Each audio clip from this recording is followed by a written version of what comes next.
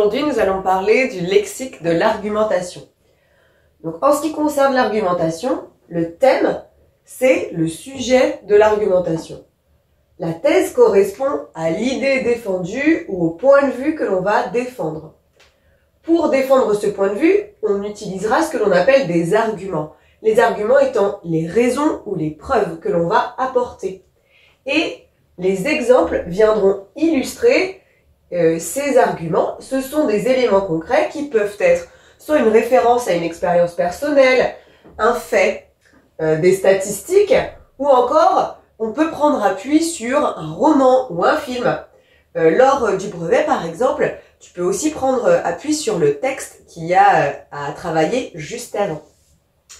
Les connecteurs logiques et les modalisateurs sont utilisés pour lier les idées entre elles et ils sont essentiels. C'est pour ça qu'on va essayer d'en développer un bon nombre.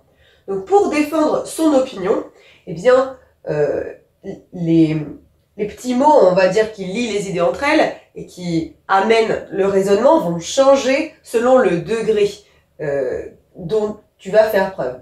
Donc si j'essaye de m'impliquer personnellement, je vais pouvoir utiliser ces mots-là. Selon moi, à mon avis, je pense que, j'estime que.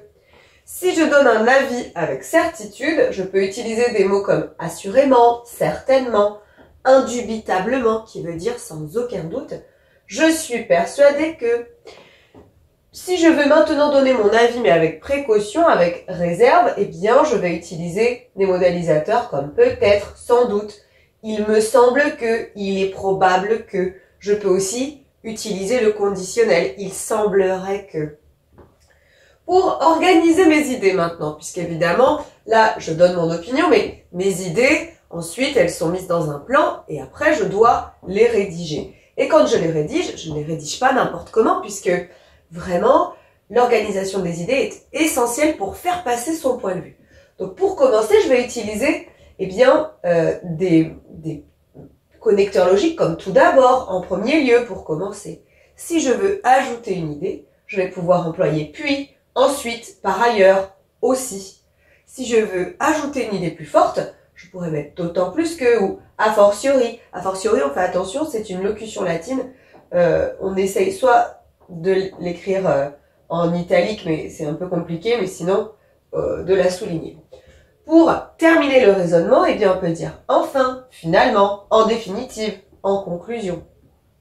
Maintenant, si je veux exprimer le pour et le contre, eh bien, si je veux exprimer mon accord avec un auteur ou avec un personnage, par exemple, d'un texte, je veux dire, je partage l'avis de « je suis absolument d'accord avec ». Si maintenant je veux exprimer mon désaccord, je dirais « je m'oppose à tel personnage », je rejette l'idée que on puisse penser de telle manière, ou je suis totalement opposé à, on peut vraiment combiner aussi tout ça. Si je veux maintenant parler d'une contradiction, eh bien j'utiliserai les mots comme cependant, néanmoins, toutefois, qui viendra modérer mon propos. Et enfin, pour apporter une concession, c'est-à-dire une validation partielle, je vais être partiellement un peu d'accord, mais en même temps je vais réfuter, c'est-à-dire je vais m'opposer à ce qu'il y a après. Et là on pourra utiliser certes, en dépit du fait que il est vrai, mais. Vérifions que tu as bien compris. Pour commencer, je te propose eh bien, quelques connecteurs logiques et on va essayer, donc qui sont ici, et on va essayer de voir justement à quoi ils servent. Est-ce que c'est pour commencer, pour ajouter ou pour terminer? Donc en définitive,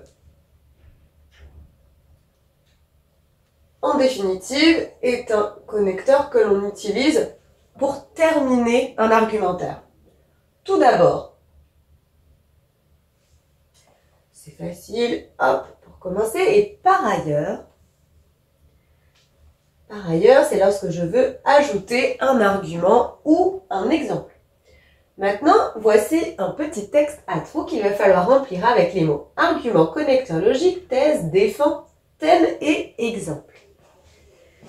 Lie les idées entre elles. Alors, qu'est-ce qui va servir à lier les idées entre elles? Les connecteurs logiques. Le est le sujet de l'argumentation.